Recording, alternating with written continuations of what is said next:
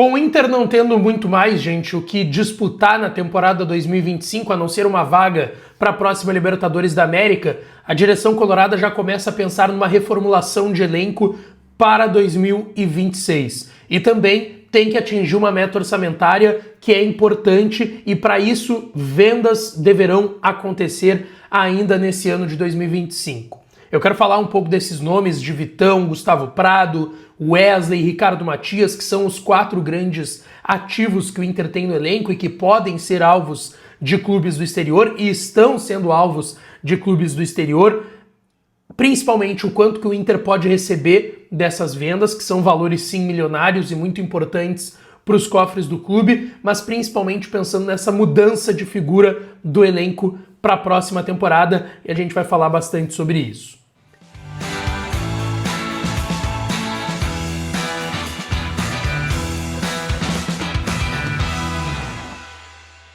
Bom, rapaziada, não esquece, deixa o teu like no vídeo, te inscreve, ativa o sininho das notificações pra tu não perder nada e bora lá falar do Inter porque tem bastante informação importante sobre essas possíveis vendas, tá?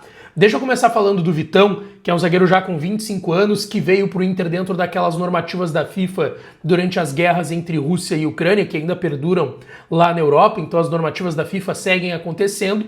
Ele tinha um contrato com o Shakhtar, que terminou, e ele estava assinando normativas seguidas de 6 meses com o Internacional, conseguiu ficar em definitivo aqui no clube, o Inter assinou um bom contrato com ele até dezembro de 2026, porém a gente sabe que o sonho do Vitão é voltar para o futebol europeu. E ele já teve procuras para isso, chegou a estar vendido no ano passado para o Real Betis da Espanha. Vale lembrar, o Betis pagaria ao Inter 10 milhões de euros pelos 80% dos direitos econômicos do jogador, que é o percentual que o Inter tem, 10 milhões de euros lá no meio do ano passado. Ele chegou a viajar para São Paulo para fazer escala e ir até Sevilha na Espanha, só que o negócio, quando ele estava em São Paulo, esperando o avião para ir para Sevilha na Espanha, acabou caindo por conta do fair play financeiro. O Betis não poderia pagar aquele valor.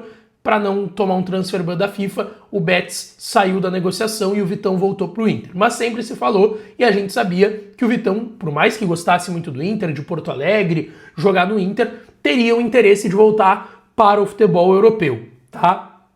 Tem uma mudança dessas negociações, tá? Primeiro, em questão de valor, o Inter teve o entendimento que o Vitão se valorizou e aí o Inter gostaria de lucrar mais do que os 10 milhões de euros que o Betis pagaria por ele. O Inter queria receber algo em torno de 13, 14 milhões de euros para liberar o Vitão. Isso pelos 80% do Inter. Porém, com a temporada frustrante até aqui, o Inter caindo das 2 Copas, não brigando mais por títulos, que era uma expectativa da direção para valorizar cada vez mais o zagueiro, o Inter está já aceitando um valor abaixo desses 14, 13 milhões de euros. Nos bastidores se fala que o Inter toparia de novo vender o Vitão pelos mesmos 10 milhões de euros que vendeu para o Betis há um ano atrás, lá no meio de 24. Ou seja, 10 milhões de euros a gente está falando de 63 milhões de reais. Lembrando, o Inter quer esse valor pelos 80% que tem, para não ter que dividir com ninguém, ficar com os 10 milhões de euros dentro do clube, dentro dos cofres do Internacional.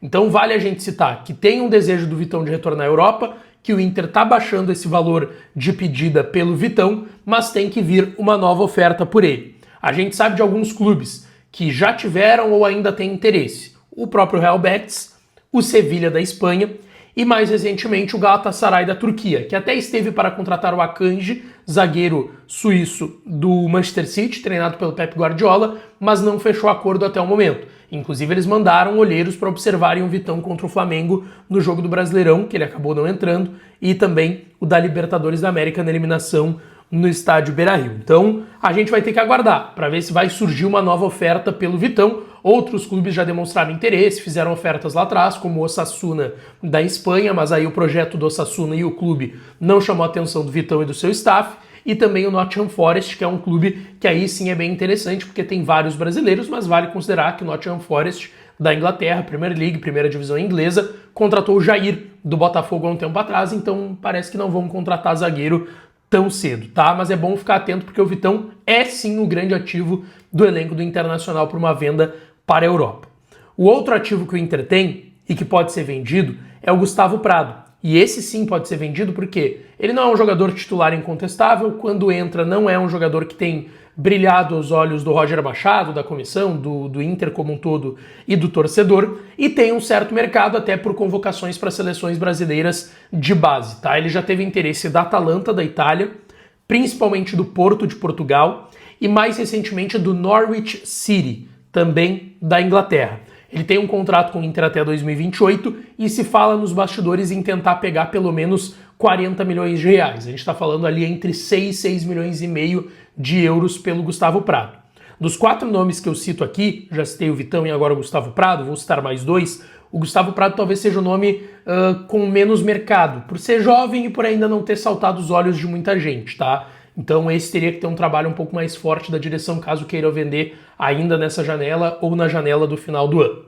A outra situação é do Wesley, que eu até penso que o Inter perdeu tempo, perdeu o timing de vender o Wesley, tá? Ele teve investida do Krasnodar da Rússia, teve investida do América do México e mais recentemente, ali no meio de julho, ele teve uma proposta oficial do Portland Timbers, da Major League Soccer, primeira divisão dos Estados Unidos. Eles ofereceram 8 milhões de dólares para o Internacional, 44 e uns quebrados, quase 45 de reais, tá? Só que o grande ponto do negócio do Wesley que torna ele um pouco mais difícil. O Inter tem, entre aspas, só 50% do Wesley, os outros 50% são do Palmeiras.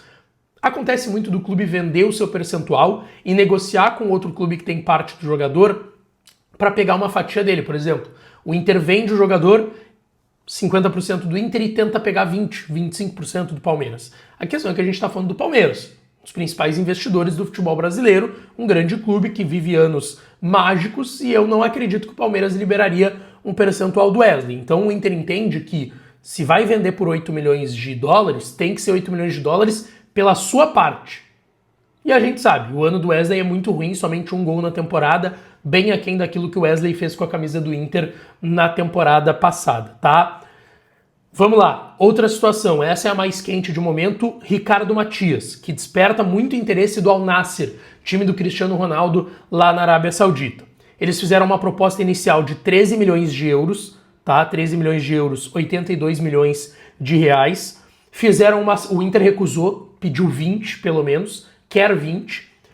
Eles ofereceram numa nova oferta 15 milhões, 94,9 milhões de reais, 15 milhões de euros, arredondando 95 milhões de reais, só que o Inter acredita que ainda pode ganhar um pouco mais. O Inter quer 20 milhões pelo Ricardo Matias, que daria 20 milhões de euros, 126, quase 127 milhões de reais.